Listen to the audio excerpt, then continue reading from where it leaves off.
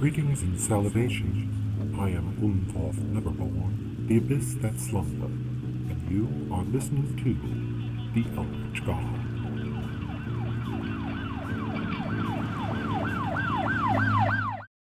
This is one that I've been working on for a long time and thought I'd finally record it. I call it Giving a Shit, a comprehensive guide to how people care. Now, this guide is not about why people care, but how we care. Now, here you see the chart on the range of giving a shit. If you give a shit, it must exist somewhere inside the blue lines. Notice how they bulge inward. We'll get to that later. At the top and bottom, we have positive and negative. Now, you would call this karma, or you could call it good and evil, or morality, but I think it's best to simply think of it as desiring positive outcomes and desiring negative outcomes. And we do. Everyone does. We want to destroy things. We want to create things. So it's best to just think of it in terms of this.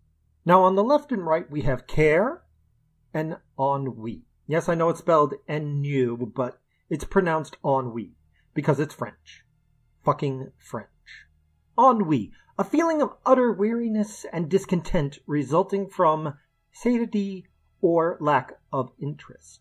If you simply don't care about anything, if breathing wasn't an autonomic function, you'd suffocate. That is a state of extreme non-caring, the ultimate state of not giving a shit. On the other hand, we have care. Care. A state of mind in which one is troubled. Basically, if you care, you worry. You have concern. You have anxiety. Now, in the case of extreme caring, where you are concerned and care about everything and anything, it can be just as paralyzing as ennui. If you care about everything, unfortunately, eventually more than one thing you care about will come into conflict with each other. There will come a situation where every choice is wrong. We'll get back to this later. Now understand this chart is a range of caring, not a grid with specific points and values. No one can embody pure ennui without dying from simply lying there until you starve to death. No one can care about everything or you'd commit suicide because of the bacteria in the air that you are killing with every breath. No outcome is perfectly positive. The laws of thermodynamics require that everything has a price and everything has a cost. No outcome is perfectly negative. If nothing else, you have provided a negative example of how not to do something as a warning to others. So it is important to know that we don't live in a perfect world. We don't live on the edges of this diagram, but somewhere in the middle. And where you are on this chart also depends on what the subject is. But before we get into examples, let's get to the feelings. Love, hate, apathy, and constructive. Love, an intense feeling of deep affection. This is where you care about something and want it to be happy, good, things to turn out well. You can love a car, you can love to drive, or you can love to drive a car. Or you can love to drive but not the car. There are many degrees and possible combinations. You have to care in order to love. Now we can see that hate and love share caring in common. You cannot truly hate something without caring about it. In this way, this is why there are love-hate relationships. If you care very deeply about someone, it is actually very easy to get hurt, and thus flip to being full of hate of the object of your affection. The more you care, the closer love and hate come together. In fact, if you love something too much, you may grow to resent it, and thus feel intense hate for the very object your affection costs you. This phenomenon is what gives rise to stalkers, people who care so much the line between love and hate is completely blurred. Now, love and constructive share the positive side of things. Love usually wants what's best for what you love. But the more you love something, the harder it is to be objective. You can desire that your child have nothing but the best, but in the process, your child is never exposed to hardship, thus is ill-prepared for a world without you to protect them. Hate, an intense feeling of passionate dislike. Hate is when you care, but you want to do the target of your caring harm. You hate bigots. You hate ants. Hate is not always a bad thing. It is good to hate certain things, like people who mean to do you harm. Hate is an important part of life. However, hate without reason moves towards the negative side of things. The fewer positive outcomes of your hate, the more pointless it likely is. For example, if someone is trying to rape you, hating them will help you survive. However, if you then hate all men because of one rapist, that is a net negative result. Hate shares the axis of negativity with apathy. Apathy, a lack of interest, enthusiasm, or concern. The best example of perfect apathy I can find is thus: I wouldn't even rape you. Now, I would never rape anyone. Most people would never rape anyone. However, apathy isn't just I don't care. You still care a little bit when you have apathy. You just don't care to put forth any effort to making the situation better. Entropy occurs. The center cannot hold. Everything ends. Everything decays. Life, however, is order out of chaos. In a universe that is inherently random, life creates order. We can see disorder in life from time to time, but there is far more order in a single cell than on the entire surface of the airless, lifeless moon that orbits far above our heads. Apathy is basically contempt, a desire to simply let nature take its course and not to interfere. Without interference, everything eventually breaks down. And that's why I wouldn't even rape you as the perfect example of apathy. It isn't a rape threat, it is a statement of utter contempt. Like, I wouldn't piss on you if you were on fire. I wouldn't piss on anyone ever myself. But by putting the implied threat along with the complete lack of concern, the phrase, I wouldn't even rape you, is as close to perfect apathy as we can get. Constructive, serving a useful purpose, tending to build up. Finally, we have constructive. Now, you can feel constructive. Constructive is when you really don't care, but you want to improve a given situation all the same. It is a desire for positive outcomes without really being that concerned about the subject matter itself. An excellent example would be a video game. Let us say that it's not a very good video game, but it has all the best bells and whistles. Why are you trying to get to 80th level? Why are you building up all these fast muscle twitch skills that chances are you'll never be able to do anything especially productive with? You don't really care if you're wasting time. It's fun. And fun is constructive. Mindless fun would be the perfect example of the midpoint. You're creating a positive outcome, and you don't particularly mind that everything you're doing is ultimately meaningless. Fun doesn't have to have a meaning. It's fun. Having fun is a positive outcome, but not by a huge amount. And it's possible to have fun without really caring about what you're doing. Now, inside these extremes is the range of giving a shit. I'm using the phrase giving a shit because I want to be blunt. Yes, I could be more polite about this, but I wanted to use a phrase that also embodied the exact center of the chart. I tried so many words, but then it dawned on me. What would be the perfect balance of positive and negative, of caring and ennui? Technically, at that midpoint, you wouldn't really be feeling anything. At the center, everything would be in perfect balance. You'd basically give a shit. Now, why am I explaining this little graph? Because I want people to understand what is going on in the world today. People do not understand why things are happening the way they happen. You see videos where the internal logic of the person is so completely bonkers. They cannot make heads or tails of how they are even saying what they say. It sounds like madness, but it's not. Everything going on with Trump, everything that goes on with feminism, everything going on with political correctness and social justice warriors has to do with this chart. And it comes down to a concept called triage. Triage, to assign degrees of urgency to a list of items or actions, typically in reference to dealing with large numbers of injured people. Everybody performs a form of triage in their life. You only have so much time, money, and emotional stability. We care when a gorilla gets shot, but we don't give a crap about boys being raped when they try to cross the southern border into America. Caring is an investment, but there comes a point where we have to draw a line. I want to help people who are suicidal. I used to work on a suicide prevention hotline. I quit intending to go back after a break, but I haven't. I simply don't have the emotional strength to do it anymore. I have other problems and other needs. Some people want the world to make sense, and it won't. The universe is chaos. Life creates order out of that chaos. Some want some greater meaning in their life, some purpose, some answer to the great question of life, the universe, and everything. Let's look at that. Imagine the answer was indeed 42, like Douglas Adams says. Even if you didn't understand what that meant, nobody understands the question, apparently. But it would have the implication that the universe had a meaning. It had an answer. The universe has order. Take the podcast Welcome to Night Vale. In Night Vale, the answer to the great question is, every conspiracy is true. And that's why people like it. If every conspiracy is true, then someone is to blame. For every wrong in the universe, there is a face that needs to be punched. Of course, in order for every conspiracy to be true, Night Vale is a complete bonkers madhouse of a town. But it makes sense. It has internal consistency. The universe has meaning. And even if most people die horrible deaths, sometimes over and over, it's okay. Because it's all according to plan. I think Heath Ledger said it best in his role as the Joker. The more you care, the more you notice the fact that the universe has no ultimate meaning. This is why religion is so popular. It explains things. It gives things a meaning.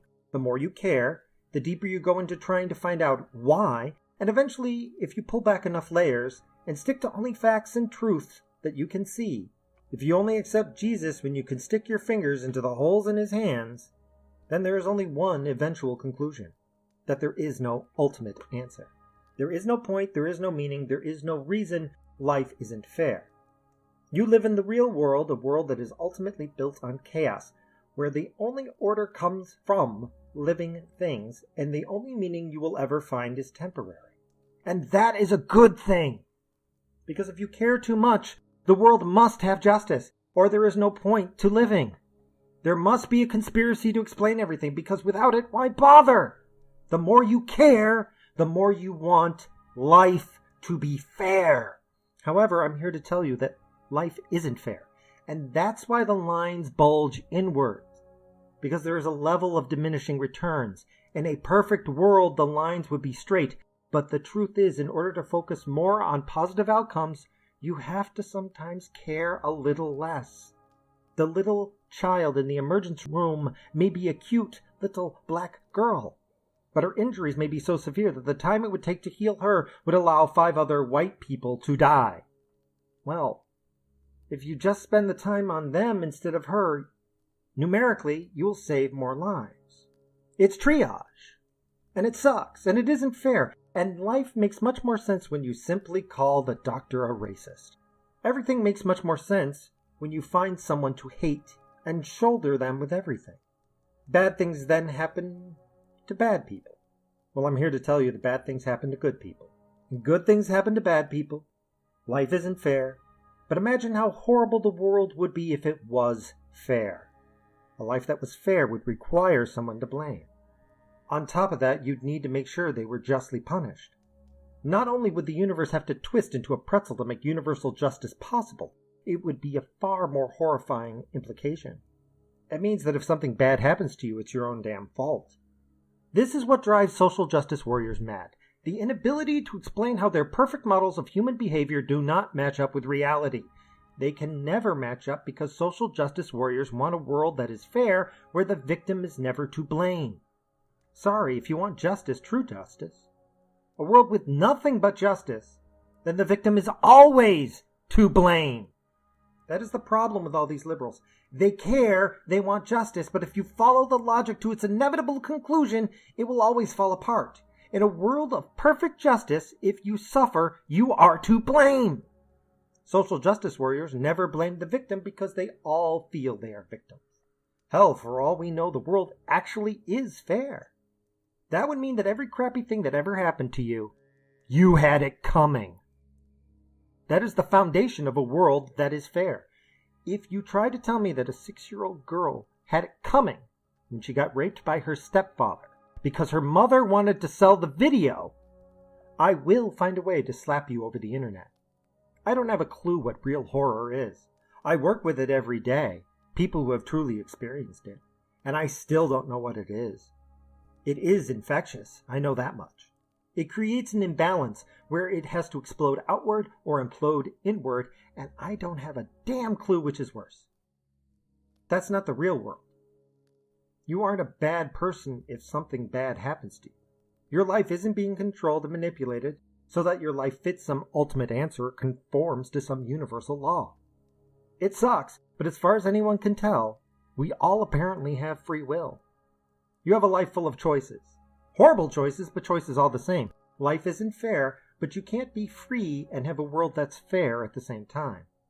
Most importantly, in a world that is chaotic and without point of meaning, Even when all options have been exhausted, even when the bottom drops out from under you, no matter what, there will always be hope. Even if you deserve a horrible ending, even if you had it coming. You never know when the universe may be completely unfair to everyone and everything allied against you, thus being completely unfair in your favor. Murphy's Law applies to everyone. This is why most die-hard, true blue, dyed-in-the-wool liberals seem utterly insane. That's why they can chant "fuck free speech" while at the same time claiming that their violence against Trump supporters is just another form of free speech. They think free is an adjective describing a type of speech when the word free in free speech is actually a verb. You free speech. You release it. You unfetter it. All speech is speech that needs to be set free. Even speech you don't like. Even speech that is wrong. Because the moment you decide that wrong speech should be silenced, you open up Pandora's box. Because somebody somewhere needs to define what wrong is. Today what you think is wrong, well, tomorrow might be what Trump defines as wrong. And trust me, I do not trust Trump. I think he's more likely to be a free speech person than Hillary. However, as rough as I am against social justice warriors, let me assure you, I will be just as harsh and judgmental against Trump. I got a good feeling about him, but I'm also wary. I judge the truth of things. I want to show the world truth, and let others make the call about what that truth means. In other words, I strive to give a shit. Hope and absolute justice cannot coincide. In a world of absolute justice, everything is a zero-sum game. However, in an unfair world, we have so underutilized our resources, truth be told, that everyone can truly win. Social justice warriors believe that everything adds up to zero, that it all evens out to zero, and mathematically this is true. But in the real world, because things aren't properly utilized and there is so much waste, the theoretical number we are currently utilizing is so far below zero, it's astounding. We don't have to live in a zero-sum society because we're nowhere close to perfect utilization. Zero is perfection, and anyone who claims the world is perfect is insane.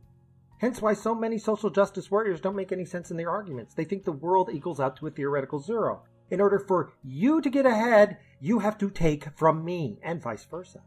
Society has a ton of wiggle room, folks. Add everything up and the world isn't even close to zero. It's somewhere in the negative a billion. The world is as imbalanced as it comes. I know that because of the law of diminishing returns. The more you focus on any one aspect of anything, the more you have to give up on everything else. The further you move towards any given extreme, the more blurred the lines get. Now that is not the only type of social justice warrior. There is another. The intellectual. The one who does all thinking and no action. The ones who puppet master the social justice warriors who care too much. These social justice warriors are on the positive extreme. Now the other problem is that some of them want the best possible outcome. So there comes a point where you have to care, but not care too much. Not care so much that you are unwilling to do unkind things for the greater good. This is exemplified by the phrase, "the ends justify the means." This is why I use positive and negative instead of good and evil or right and wrong. Positive and negative are subjective. It could be theology, good, evil, morality, right, wrong, legality, permitted, punished. In the end, like stopping wrong speech, it's all subjective. The ends does not justify the means is part of the end. If you are the type of social justice warrior who wants to help the greater good, if you care enough to do the right thing, but don't care enough to see people as individuals, then this is what you are. When you get far enough into making the world better, you have to pass outside of reality and start seeing everything in terms of math. Everything is an equation. People are not individuals, but clouds of statistics. In order to have maximum overall positive results, we must be willing to inflict minor injustices upon people so that the maximum number of people benefit. If these two extremes seem familiar, it's because I just described a Marxism to you. In America, businessmen and lawyers become our elite. In communist Russia, it's the engineers and math majors. However, the fact is, you aren't a quantum state of probability waiting to materialize. You are an individual, you exist, and you are real. Frankly, I think if you could express all the positives and minuses in a single mathematical expression, I think Douglas Adams might be right. Maybe the answer is 42. An answer, yes, but ultimately nonsense. And yet his very answer's existence has meaning. His answer makes it quite clear that you can reduce people to the point where they are a simple equation. But do you want to be an equation? Do you want a world with hope, but the only justice being that which we make ourselves, or a world with absolute justice, but everything wrong in your life is your own damn fault? Albert Camus once said that the only true philosophical problem is the one of suicide, and in the end, ultimately, everything we do is meaningless. So if it doesn't matter if you die now or die in 100 years, why put it off? He was a victim of his time, in my opinion. He missed the original flaw in his logic. The belief that just because everything is temporary, it doesn't matter. To follow his logic, if nothing matters, then everything is of equal value. Therefore, every choice you make is the most important choice in the world. It just happens to be tied for first place. Now, some would argue that some choices are more important than others. The choices the president might make might be just a little bit more important than yours. If you agree with this, like I do, then you are stating that choices do have some value. If choices have value, then life has value, and the world isn't meaningless. The problem is accepting the disconnect between meaning and temporary. Camus called this cognitive dissonance the absurd. Life is absurd, if you look closely enough at it. The universe is inherently a place of chaos. Life seeks to subvert that chaos and create order and patterns in the chaos. Because of this, we have to desire for understanding a world that is built on something that by the very definition of what it is, cannot be understood. In this way, life is absurd. It is this absurdity that causes people to lose hope and give in and simply wish to die. We can endure any amount of pain if we believe there is a good enough reason. The universe has no permanent reason fundamentally. So you're left with two choices, denial and acceptance. Denial comes in three flavors. The first is ignorance. You simply ignore the absurdity. Everything is fine, don't think about it, just keep your head down and move on. This is what most people choose to do, and why it seems so few people seem to care. The second is anger. You decide that you will rage against the absurdity and try to impose your order on it. These are your protesters and social justice warriors who jump up on the stage, screaming about the injustice of the world and not understanding why so few people aren't angry as well. The third is bargaining. You try to make a deal with the absurdity. You create a narrative. You make sacrifices. You try to work it out, and as soon as you work it out, everything will be fine. These are the social justice warriors who think about the problem, who make plans and believe that everything is just a social construct, that all of society can be explained and ultimately controlled. In the end, these are all just forms of denial. The absurd is what the absurd is. If we could change it, then we could just change the universe in the first place. There would be no point to getting angry or even trying to make a deal. In case you're understanding what I'm saying, basically it comes down to the 5 stages of grief. Life is absurd. Death is absurd. Dealing with what we cannot change is part of life. We struggle against everything because that's the point. It's all temporary, but temporary things have meaning. I like to think I had meaning. Maybe I didn't. Doesn't matter. I know that I was, and so while in the grand scale of the universe, this video was next to nothing, it's still more than nothing. And with any luck, I'll continue to be something for quite a while. You are more than nothing. Accept this and move on. Stop trying to get caught up in the absurd pursuit of determining the value of your life against other values that are also next to nothing. We are all temporary things living in a temporary thing that means something and may someday no longer mean what it did. The meaning of this video is almost over. Your meaning continues. Maybe what I have said meant nothing to you. However, you all mean something to me. Every person who hears my voice, every life I have touched, every drop of rain that landed on me, instead of landing on the dry, parched earth.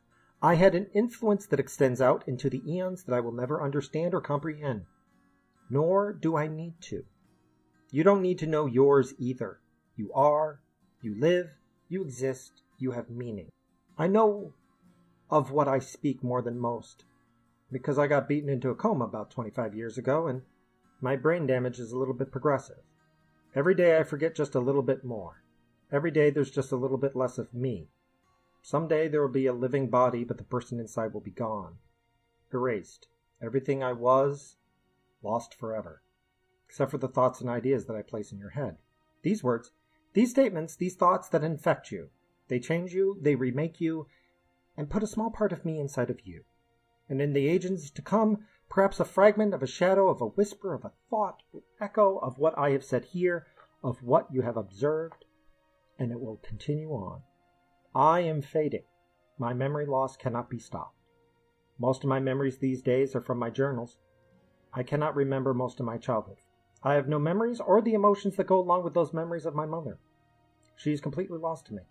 So lost I don't even miss her because from my perspective, I never knew her. I am not Bob. I am a memory of Bob. I am the notes left to me by someone who I once was. We are all like that to some extent. I am just the most extreme example. I hope that perhaps I changed the world for a better, or changed you to make the world a better place, or changed you to change someone else to change someone else. And when I leave notes in my journal for the next Bob who's to come after me, the man who will be echoing my thoughts because I will be gone and somebody else will take my place, I hope he is a good man. I am the human equivalent of Chinese whispers. I pass myself on to myself in the form of my diaries and journals. I pass myself on to you in the form of ideas. I, more than anyone, see the pointlessness of denial. It only limits us. We must accept our limits and move on. When you make a choice, you're either right or wrong. Would it not be best to find out as soon as possible so you can stop being wrong as quickly as possible? Every moment is precious to me. Time is a commodity I do not have. I wish to leave you with something. A single sentence that is the summation of me. My life distilled into a single line of wisdom. I ask you, humor me, read it aloud.